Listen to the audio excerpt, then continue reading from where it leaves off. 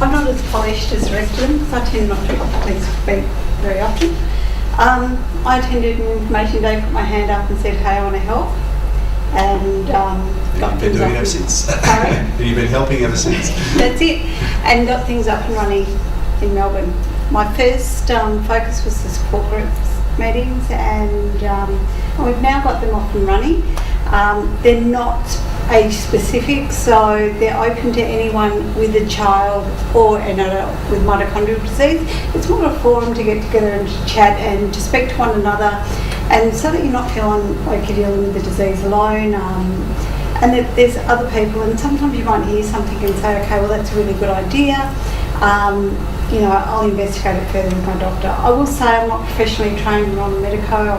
I'm just like every one of you. I've got an involvement with mitochondrial disease. So if you come to me for medical advice, I'm not your person, and I will refer you to the helpline that was up there. Taking that further, we are looking at doing the next support group sort of late November, early December, and we're actually going to have a different sort of forum in doing that. We're going to actually hold it in the park, where we get people to bring their picnics along. They can bring their children along. As adults, you can just come along. I'm at a point with adult children rather than younger children. But it's just, again, to get people together that you may just want to speak to people about and bounce things off. And children are more than welcome to, we'll do it in a park, so it's actually child specific as well as adults.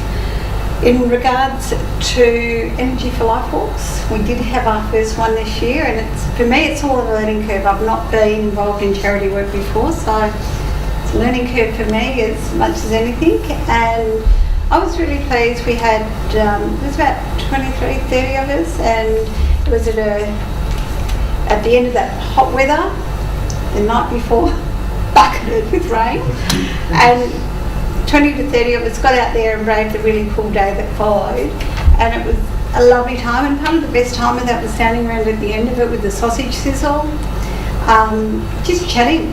And I was amazed at how well the sausages were consumed, and as I said, it was a really great time for people to get to know one another. So I will be running another one of those next year.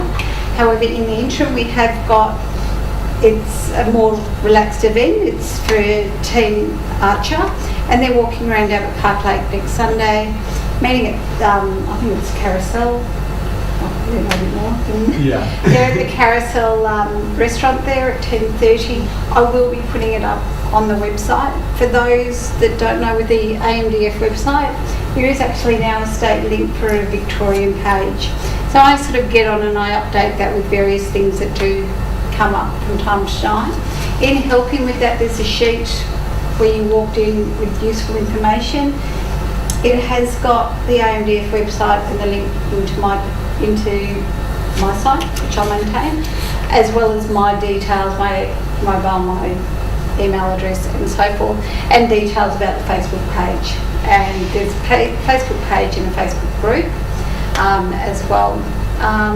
Since doing this, I've been involved with the GPCE, which was the conference for the doctors, and educating them, and had the advantage of spending a fair bit of time with Karen Crawley. We do need, obviously in Melbourne we need to get some more awareness happening, and obviously fundraising.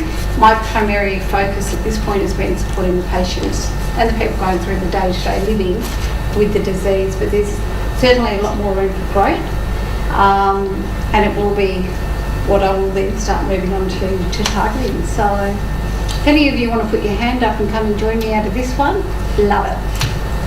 So thanks, Joanne. I think that wraps us up for today. Thank you for coming along. I hope you've found some useful information there. A special thanks to David again for hosting today. I know that means a little more than just turning up at 9 o'clock today, so your efforts are not unnoticed. And for Dominic for the preparation of the speech there, again, thank you.